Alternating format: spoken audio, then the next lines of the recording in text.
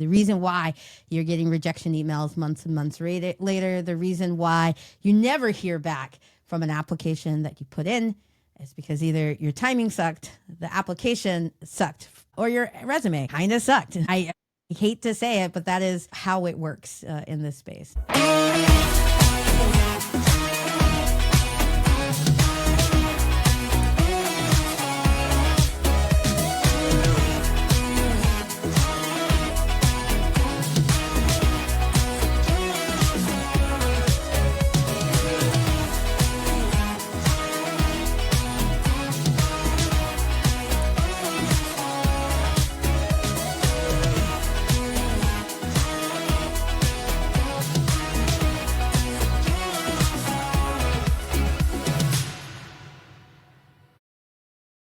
Hello, folks. I am Brandi. I help Fortune 100 companies hire smarter and faster than ever before.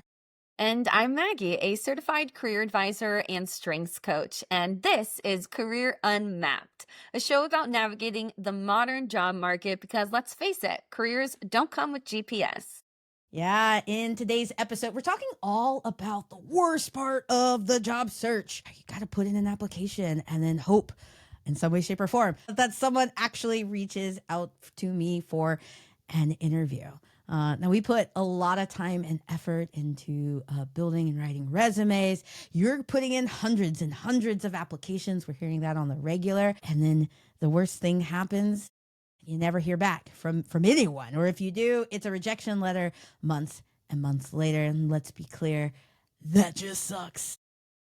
So we thought this ghosting theme was a perfect opportunity for our October episode. So let's first get into why this is happening and then focus on what you can do about it.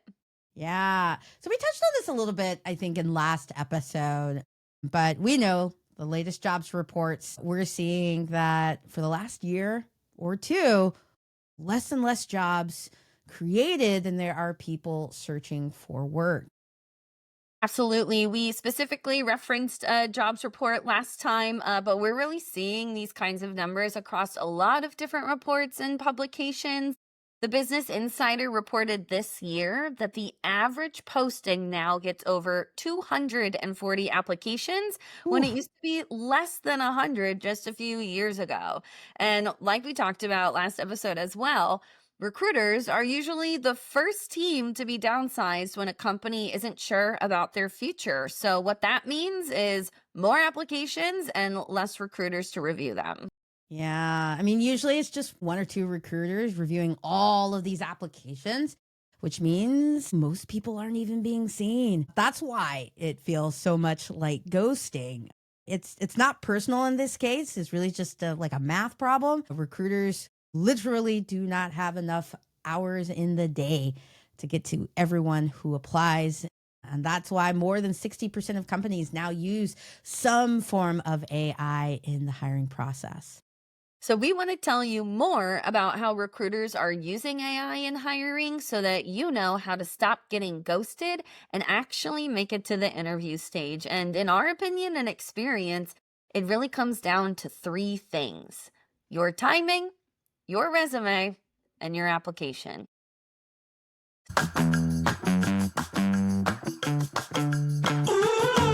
So, Brandi, let's talk about timing. I think the first mistake people make is thinking that they have until the deadline to apply. My little brother totally fell victim to this. He saw a job that he loved, but he figured he had a lot of time because the deadline was a few weeks away. But unfortunately, by the time he applied, those recruiters were already starting to schedule interviews with other candidates. Yeah, I've been seeing that too. You know, Smart Recruiters data shows that most jobs get hundreds of applications within the first 48 hours. And that's been my experience as well, both in hiring and in working with recruiting teams. That's going to mean you want to be one of the first applications that comes through within that 48-hour window. And it's all because of the way the applicant tracking systems actually work. So glad you mentioned the actual system, an applicant tracking system, also known as an ATS, because I hear people talk about the ATS being this super smart AI machine that screens out your resume and auto rejects you. And I'd love to get your take on it. Is that true based on the work you're doing with hiring teams Yeah, today? absolutely not. Let me be very clear. The truth is 99% of applicant tracking systems are just dumb filing cabinets. They take in applications, they order them by application timestamp, so the date and time it was submitted, and that's it. It's up to the recruiter to go in, view those applications, look at those resumes, and actually decide to take someone on for an interview. In this case, as we talk about timing, like this has nothing to do with AI. This is just like, hey, can you do this way faster than you seem to think Absolutely. is appropriate to do it today? Everything is about timing. I mean, I think it's good to throw out there too. Recruiters are not waiting for the deadline to start reviewing applications. As soon as they get one, they are getting to work. So the saying the early bird gets the worm is absolutely true when it comes to submitting job applications. We want to put it out there. Here's our advice. Set job alerts on job boards, on LinkedIn, on Google, on Indeed, so that you can be one of the first to apply within the first day or two of it being posted.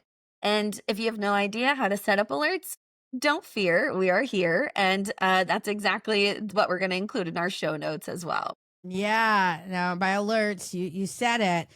You can definitely go into a LinkedIn or an Indeed or a Google, and all you have to do is like search by jobs based on when it's posted. So in this case, we want the last 24 hours first, and then you can go out to the last 48, and then only apply to those, and obviously the ones that fit you and what you're looking for in the job. This works kind of across the board. We will put the notes in our show notes so that we can show you some examples of how to get that done.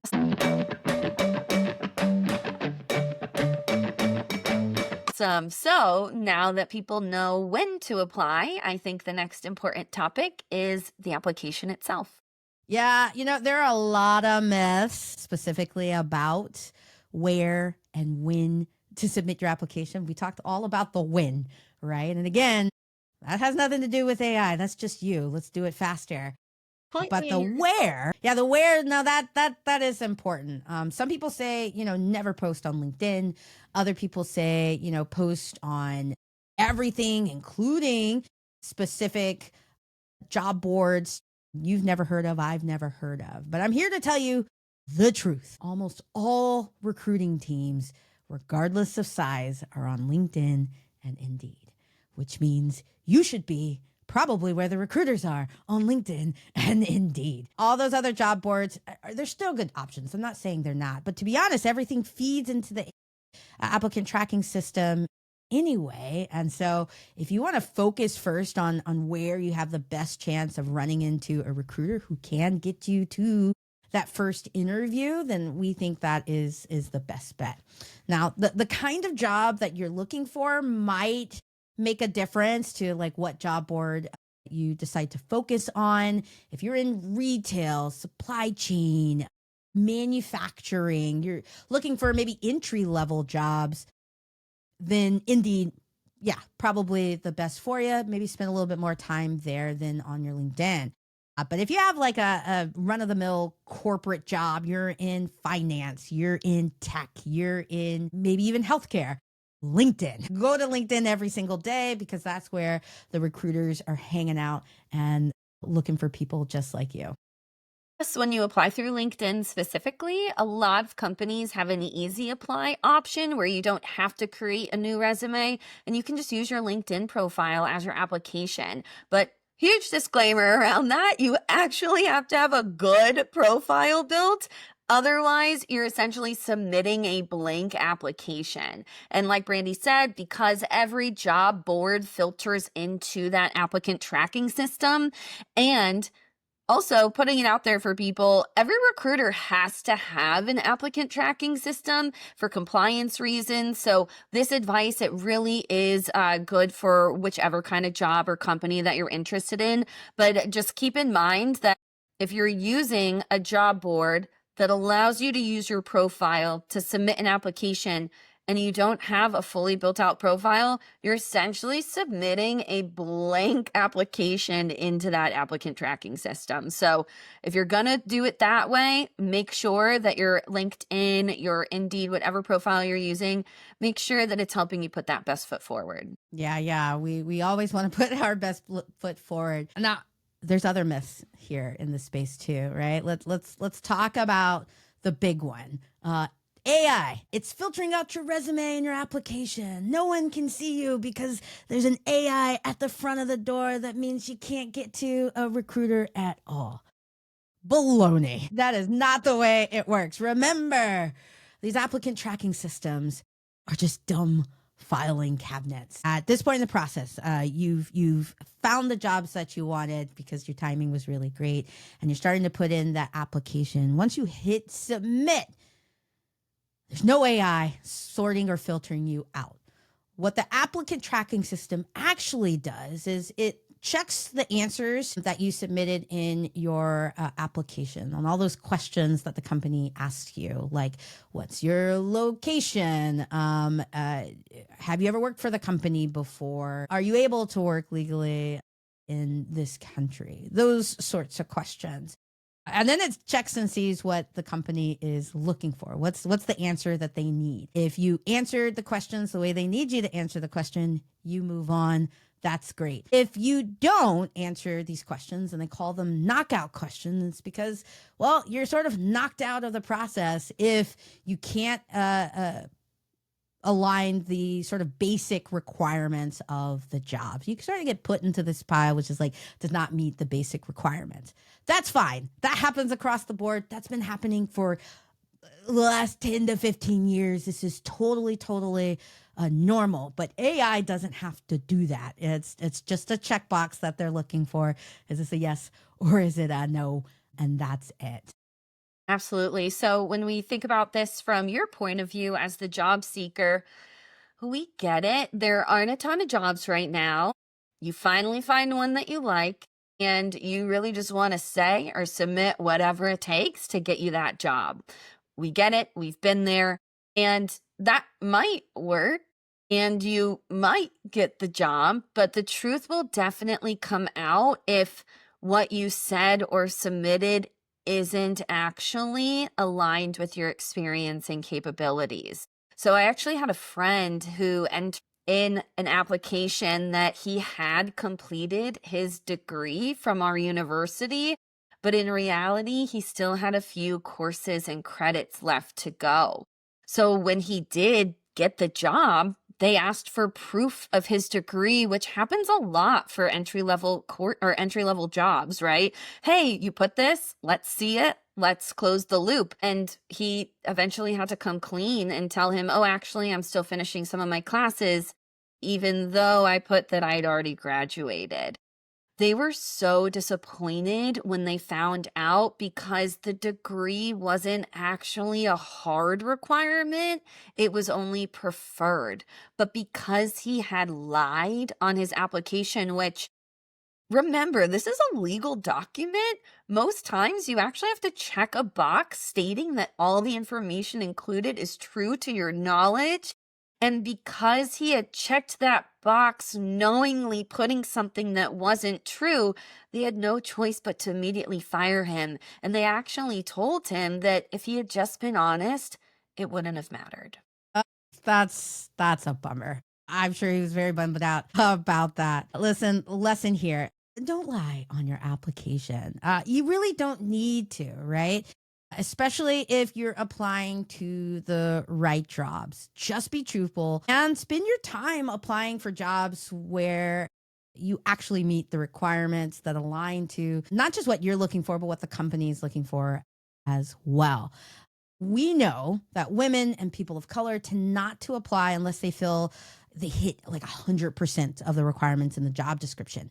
That's not necessary either, right? So we don't want you to go all the way one way either, where you don't apply to anything unless like everything listed on the job description you have. We can think of the job description as like a wants list. Like I love all of these things, but not everything is necessary, which is great. Well, we want you to look for and feel confident of is if you hit anywhere between 60 and 70% of the requirements in that job description, requirements, not the preferred stuff, then you should definitely apply for it. And there's more of a chance of you getting to a recruiter to get your resume reviewed to get that interview. Absolutely. Work smarter, not harder. Focus on the right ones at the right time, and you should see a lot more success.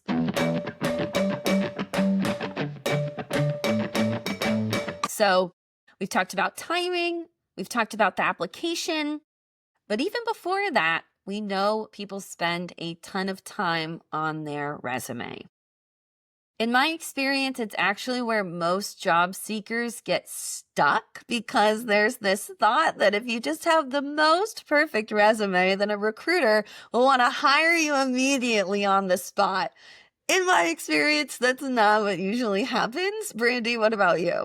Yeah, no. Listen, the resume thing, this is sort of a yes and a no sort of problem, right? On the one hand, we know, because we've talked about it here, that there's so much more that goes into why why or why not you're getting in front of a recruiter and having that first interview. It's your timing, it's the application itself. But we do recognize also that the resume is really important here as well. So let's talk about it, because most people don't know really what happens after they submit the resume, what the recruiter is looking for, how they're reading your resume, and how you can help yourself stand out a little bit better.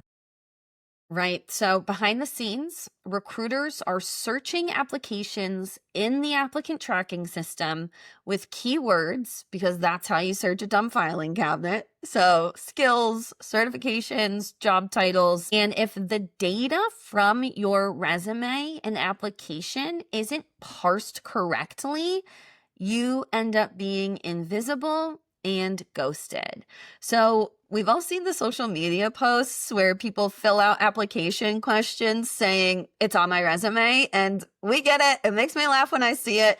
I also think it's important to let you know, like, recruiters hate it too. Like, they would love for your resume to just auto-complete those boxes the way that they need, but the system is just not advanced enough to do that on their own, which is why you have to make sure that if it isn't happening, if it's not parsing correctly, you are taking that time to fill out those application boxes correctly. Because in reality, when you get a little cheeky and you put in, it's on my resume, look at my resume, you asked for my resume, it's not helping you because it's not helping the recruiter.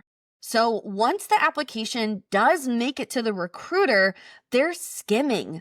There's only a few of them. They have hundreds of resumes to look through, and studies prove that they spend less than 10 seconds on the first scan.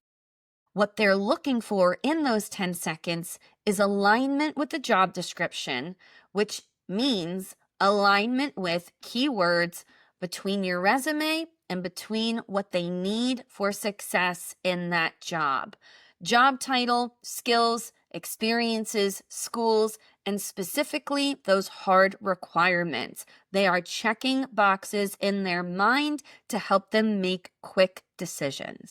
Yeah, exactly. And now that AI is so prevalent, both on the job seeker side as well as the recruiter side, right? Because we know job seekers are also, you're using AI to build resumes, you're using AI to search for new jobs. Like, now that it's more prevalent, it's going to be used more often as well. Okay. So I do want to say here, AI is not being used to auto reject you out of spite. Okay. We've talked about how this works. Those knockout questions, not AI. It's just the ATS's ability to see whether or not you say no or yes to something. That's it. That's not AI. You don't need that for that. It's been around for 10, 20 years. Okay? Yeah, it's girl math. It's girl math. It's girl math. What AI is being used for is to help find right candidates in those seas of hundreds and hundreds of resumes. It's being used to help recruiters after you filled out an application and after it's come to them, to be able to find those great candidates within those first 10 seconds. and hopefully not miss something or someone, because that's the hard part. You have hundreds and hundreds of resumes. I can't look at every single one of them. I'm almost guaranteed to miss out on really, really great talent. AI helps me to find that really great talent. But to be honest, it's only going to work if your resume isn't super, super generic or not aligned to the job description.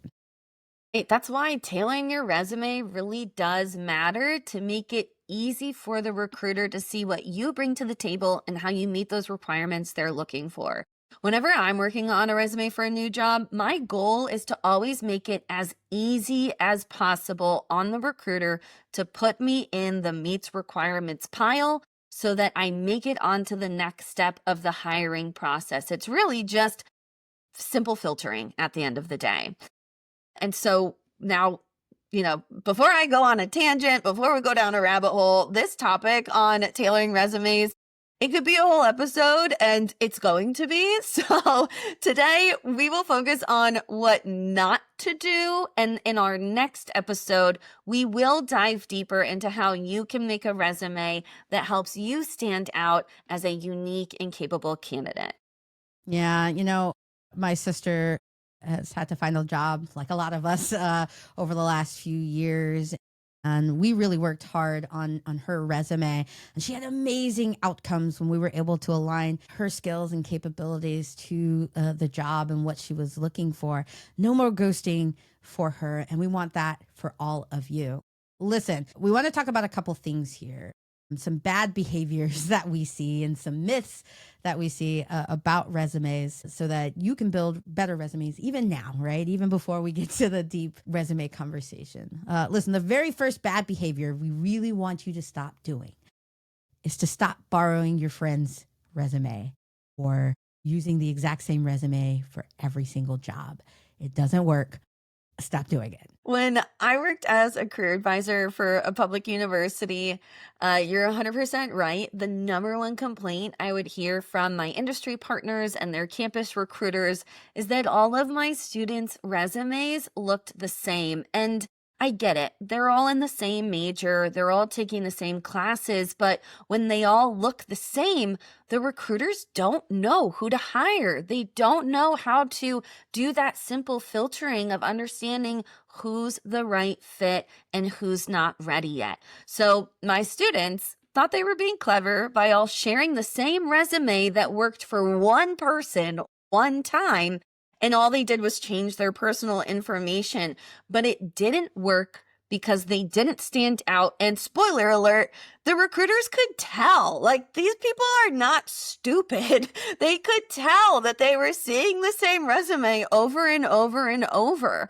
And it didn't make their jobs easier. It didn't make their decisions easier. And when they kind of realized that students were passing around the same resume, it actually made them hesitant to trust those students' ability to actually be a good fit at their company for a handful of reasons. So taking the extra time to tailor your resume to be unique to you really does make a difference, but tailoring does not mean having to start from scratch every single time. Absolutely. I mean, I'm a lazy girl. I've got a lot of lazy girl methods for this. There's no reason why you can't use tools, honestly, that you're probably already using to streamline this process. So if you're using ChatGPT today, like a lot of us are, you can give it your resume, like a basic resume that you have. If you want to borrow your friend's resume just to start off with, okay, right? Give it the job description for a job that you want. Tell it maybe a little bit about you. So what skills do you have? What are your particular interests? What kind of outcomes have you been able to achieve doing the awesome things that you do in work every day? Give that to ChatGPT and then tell it this. Give it this prompt. ChatGPT, I want you to highlight the experience from my attached resumes and job descriptions and the more about me that I've provided. Align that with the requirements in the job description and create a resume that really highlights me and what I bring to the table. Guaranteed that resume is going to be 10 times better than something you get from a buddy or something that you get just from copying keywords from a job description, right? We want you to make that resume tailored to you, but you can do that pretty quickly with a tool like ChatGPT. And I really love the call out to include additional information about yourself and even why you think you're a good fit for that job, why you're interested in that job. So, whether it's an old resume or your LinkedIn profile, download it as a PDF, upload it into ChatGPT to give it that context. That's what these tools are so good at, right? So make sure the new or then also too, like before we say just give it a ChatGPT, like you still have to read what the output is, make sure that it is actually aligned and accurate to your experience. Don't just trust it, take it and run. It's really important that, the same advice we're giving for the application about, not listing something or applying for something that you're not actually qualified for. Keep that same advice when it comes to reviewing these outputs from tools like ChatGPT. Make sure that when it is generating resumes, it doesn't list skills that you don't actually have because number one, you might be asked about it in an interview, and that could really kick you out of the process then and there. But also, if you do make it through the interview, you might actually be expected to deliver on that skill or that capability if you get hired into that job, and that is not setting you up for success. Yeah, 100%. Another myth that really came about again from my sister is like, hey, what do you put into your resume about your experience? Well, just talk about the things that you do, right? The tools that you're using, the tasks that you have every single day. Oh my God, don't do that, right? The minute you just start listing tasks that you do, in your everyday is the minute you look again like every single other person that has your job. You really want to stand out, which means that you've got to talk about outcomes. With my sister, I knew that she did like a lot of amazing work, that she had been able to do a lot of really amazing things for her company. She had saved her company hundreds of thousands of dollars negotiating with vendors. She had built an entire department from scratch, like processes and all. But none of that was on her resume because all she put in there was like her everyday tasks. I talk to vendors. I negotiate deals. I made an SOP, right? All nice things that she did, but it doesn't tell the recruiter or the hiring manager what outcome she was able to drive. And that's really, really how you stand out. So I literally went through her resume line by line and asked, why does this task matter to the company? I wanted her to quantify her contribution. And in quantifying her contribution, I don't want to just list tasks. I wanted to be able to show recruiters impact and how she had positively impacted the business. And I wanted them to be able to think, man, maybe she can do this for us. So for you, I want you to really think as you go through your resume, and you could tell ChatGPT this. It's like, how did you save your company money? How did you save them time? How did you make them money? That's always great. What kind of impact did you have on other teams, on your peers, other types of employees, your customers? Quantify those things. Now, once we were able to tweak her resume, man, she was standing out in the sea of applicants. She started getting recruiters contacting her about jobs she hadn't actually applied for. And that is exactly what we want to happen with you. But she couldn't have done that if she had just kept her resume as like task after task after task. Brandi, that's such a good example of how minor tweaks can make a major difference and how using the new tools in the market like ChatGPT can help you save time in thinking through and making those changes. That story makes me think of something else that might sound simple when I say it, but it's something I think a lot of job seekers lose sight of. And it's the fact that recruiters don't know your job. Like, yes, they are looking at who's going to be the right fit, but that's their job, is to look at resumes and applications and compare them to the job descriptions. It is not their job to understand the intricate details of how all of these tasks make an impact on their company. So don't assume that they will know that.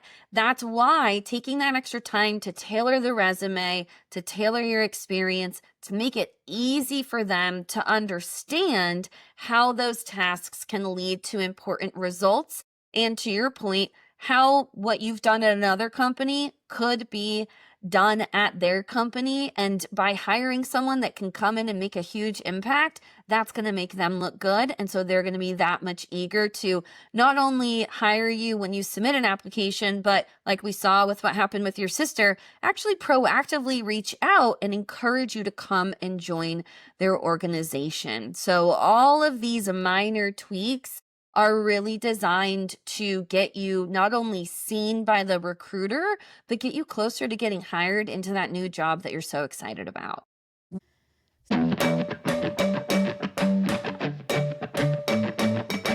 So if you've been ghosted, we now know why.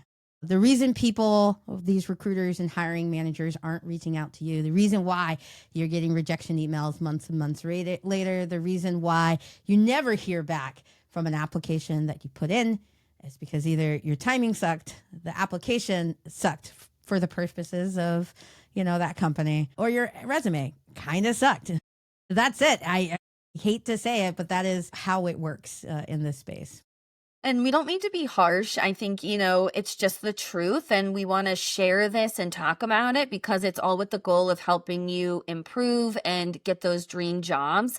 And what's most important to remember is if you're getting ghosted, it doesn't mean you're unqualified. It just means that the way that you're showing up in the system is a system that's not built for job seekers. It's a system that's built for recruiters to manage those hundreds of applications that they're getting. So now that you understand how those recruiters are viewing you in that system, our goal is to help you understand how to make it an easy decision for them to move forward with you for that interview. Yes, 100%. Exactly. Now, as always, we want to throw you some resources, and they're going to be in our show notes to help you move forward in your job search. Hopefully, this episode has taught you a lot, but we want to let you know there's more in our show notes. So one, there is a new jobs report. We're going to have it linked there just to give you a better idea of what's happening in the larger job market. Again, if you're just starting your job search, go back and listen to episode 1, where we tell you and teach you how to do your research, how to find jobs that are looking for you. But that jobs report will help you understand what's going on today in your market. Number 2, we've linked resources on how to create job alerts in LinkedIn and Indeed, in Google. So make sure you go there if you don't know how. I've also given an example of how to find jobs that have been posted in the last 24 hours. There's some interesting things that you can do with Boolean searches in LinkedIn and on Google to make sure you limit it to the 24 hours. And then we'll also share an example prompt for easy resume tailoring for ChatGPT. You can throw that in there and get a pretty darn good resume just by doing that. No need to change anything else. All right, so to recap, today's episode touched on what not to do with your resume. Next episode, we will talk about what you should do to stand out in the sea of sameness. Until then, just remember, getting ghosted isn't about you, it's about the system. And now you've got a better path forward. Huzzah. See you, folks. Happy Halloween.